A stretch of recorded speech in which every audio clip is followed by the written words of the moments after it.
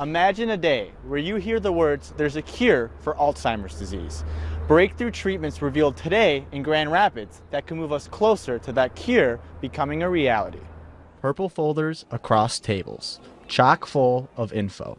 Everybody tuned in to Dr. David Morgan, an MSU neuroscience professor, to hear the latest on Alzheimer's research. Very pleased to tell you that we now do have one disease-modifying treatment for Alzheimer's disease. That treatment, something called Leqembi, a medicine approved by the FDA in 2023.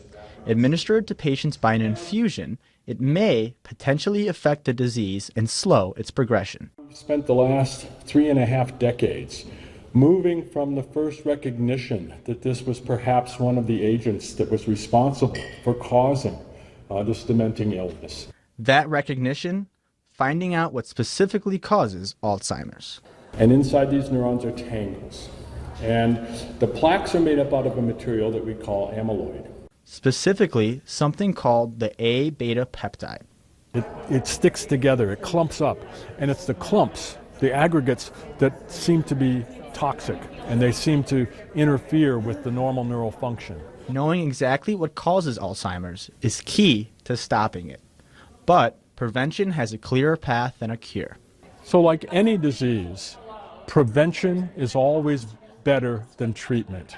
I mean, we don't want to wait until you have your heart attack to start treating you for heart disease. Part of that prevention? To identify symptoms sooner. Alzheimer's is like every disease. There's not going to be a single way in which we treat it. If you look back at the HIV/AIDS epidemic, it took 3 drugs in combination before we actually had a major impact on that disease. Dr. Morgan emphasized more research is needed and will be ongoing. He hopes to see regularized screening and treatments for Alzheimer's disease within 10 to 15 years. Reporting in Grand Rapids, Jack Carone, Fox 17 News.